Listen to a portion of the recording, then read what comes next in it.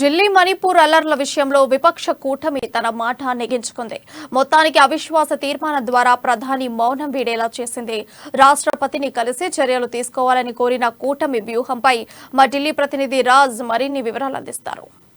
విపక్ష ఇండియా కూటమి నేతలు మొత్తానికి తొలి విజయం సాధించినట్టే. వారు అవిశ్వాసానికి సంబంధించి ఏదైతే నోటీసు గతంలో ఇచ్చారో దానికి సంబంధించి చర్చ జరగనుంది.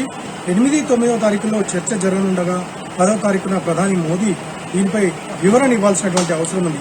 మణిపూర్ అల్లర్ల విషయంలో మొదటి నుండి కూడా విపక్ష నేతలు ఒకటే కోరుతున్నారు, ఖచ్చితంగా ప్రధాని మాట్లాడాలని. కానీ ప్రధాని మౌనం వెనుక కారణం ఉంది. అసలు ఎందుకు అతను మాట్లాడడం లేదు అనే దానిపై వారు మొదటి నుండి కూడా పార్లమెంట్లో తీవ్ర ఆగ్రహం వ్యక్తం చేసినటువంటి పరిస్థితి నెలకొంది. నిజానికి ప్రతిపక్ష కాంగ్రెస్ తో పాటు ఇండియా కూటమి నేతలంతా కూడా పూర్తిగా మణిపూర్ అల్లర్ల విషయంలో దృష్టి సారించారు. వారు అక్కడ జరుగుతున్నటువంటి పరిణామాలను నేరుగా తెలుసుకోవడానికి ఒక బృందాన్ని కూడా పంపారు. అక్కడ పరిస్థితులను తెలుసుకున్నారు. గవర్నర్ కి వివరణతో కూడినటువంటి ఒక నివేదిక కూడా తయారు చేసి ఇచ్చారు. ఇటువంటి పరిస్థితుల్లో ఎందుకు కేంద్రం నుండి సరైన స్పందన రావడం లేదు? అంతా జరుగుతున్నా, అంతమంది చనిపోయినా, దాదాపు వేల సంఖ్యలో నిరాశ్రయైనా కూడా ఎందుకు స్పందించడం లేదనపై వారు మొదటి నుండి ఆగ్రహం వ్యక్తం చేస్తున్నారు. మొత్తానికి అవిశ్వాసంలో ఓడిపోతామని వ్యూహాత్మకంగా అడుగులు వేసింది.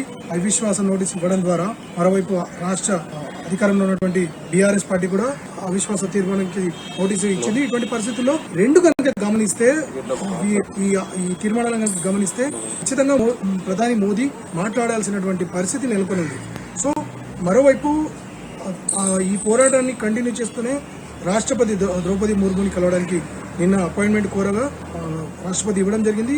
తనని కలిసి కూడా వివరించారు అక్కడ పరిస్థితి ఏం జరుగుతోంది, తెగల మధ్య ఎందుకు గొడవ మొదలైంది, అలాగే ప్రస్తుతం ఉన్న పరిస్థితి ఏంటి, ఏం చేయాల్సి ఉంటుందనే దానిపై పూర్తి స్థాయిలో వివరణ ఇచ్చారు.